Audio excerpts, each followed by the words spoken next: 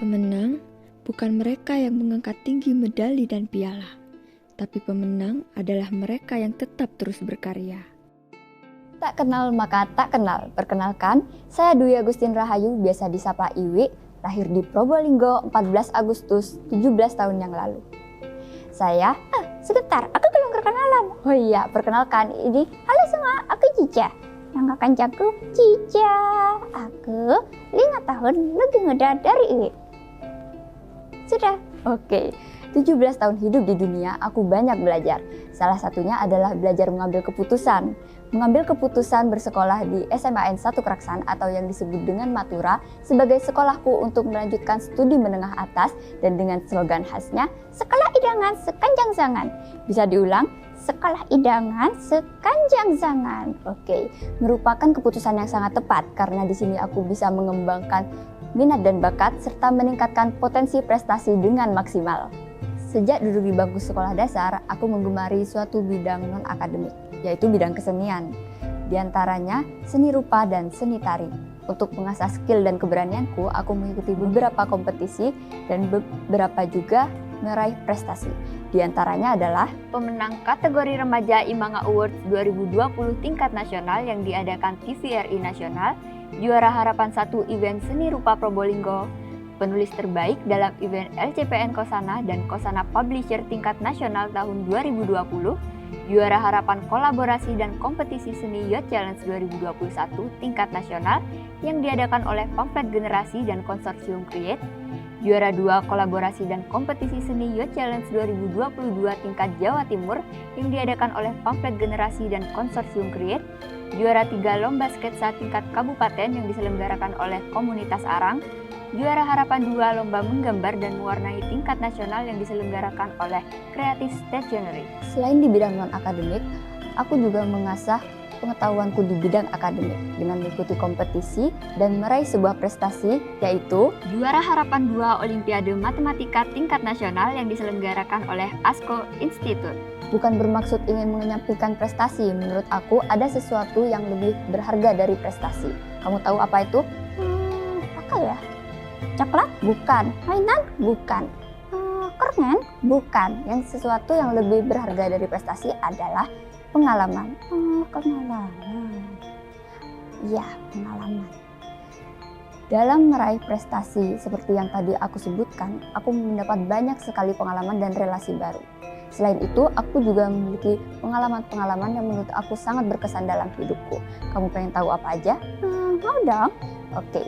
Di antaranya adalah tergabung dengan beberapa komunitas kesenian dalam dan luar kota, menjadi kontributor di beberapa pameran. Di antaranya, Pameran 9 Perupa Perempuan Probolinggo tahun 2020, Pameran Bromo Park tahun 2021, Pameran Peradaban tahun 2021, Pameran Aukon tingkat internasional tahun 2021, Pameran Art Kulturasi tahun 2022, Pameran Solak Solek tahun 2022, Pameran Create Moments Jawa Timur 2022, serta menjadi fasilitator lokakarya Ayo Diskusi Toleransi dan Berkesenian bersama Create Jawa Timur, serta menjadi narasumber dalam Create Talks Pameran Seni dan Budaya untuk Toleransi tahun 2022.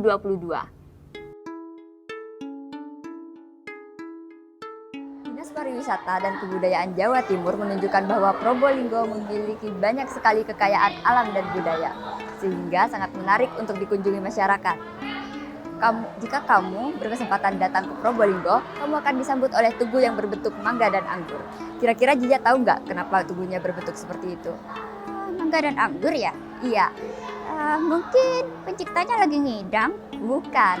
Bentuk mangga dan anggur karena buah tersebut merupakan komoditas terbesar, bukan hanya terbesar di Probolinggo, tapi terbesar se-Indonesia.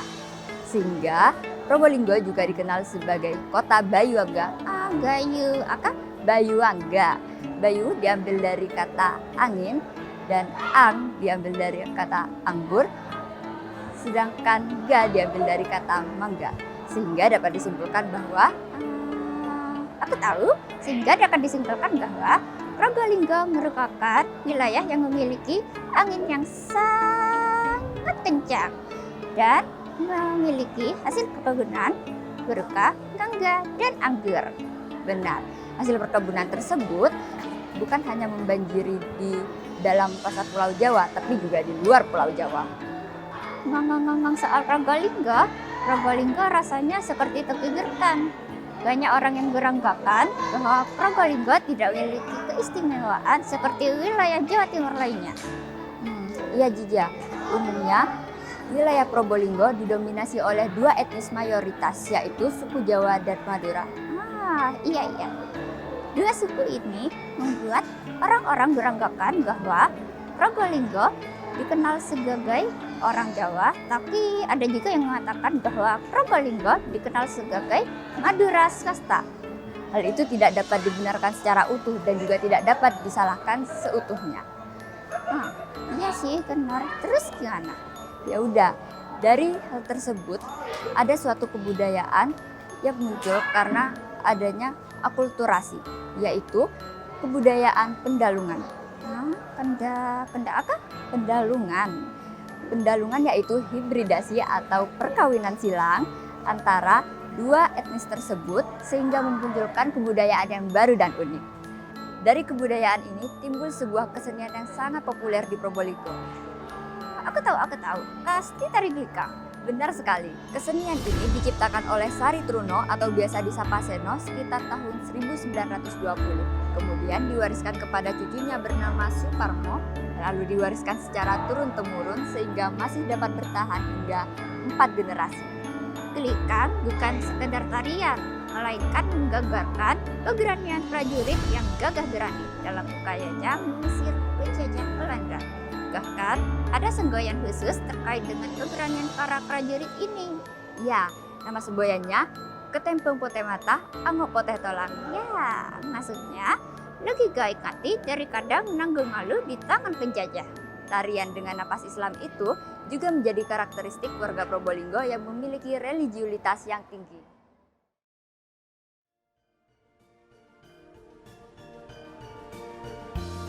SMAN 1 Keraksan adalah salah satu barometer pendidikan di Probolinggo.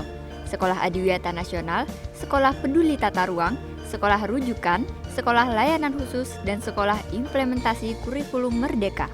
Salah satu fasilitas sekolah yaitu perpustakaan digital. Perpustakaan digital mendukung budaya membaca serta kegiatan belajar dan mengajar, bertujuan untuk membuka akses seluas-luasnya terhadap informasi yang sudah dipublikasikan.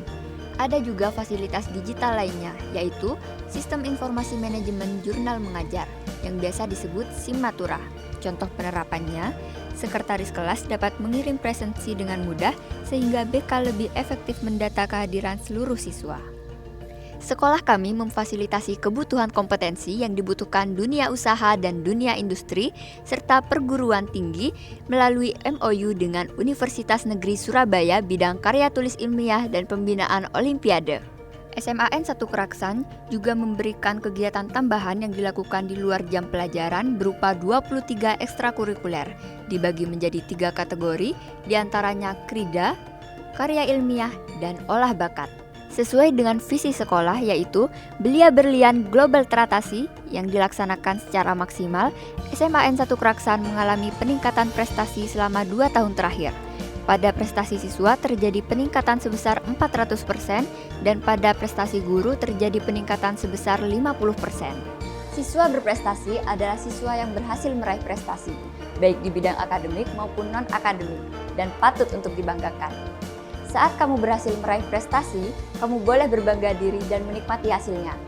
Tapi jangan lupa diri, ingat, sukses di hari ini tidak menjamin kamu akan sukses di kehidupan yang selanjutnya.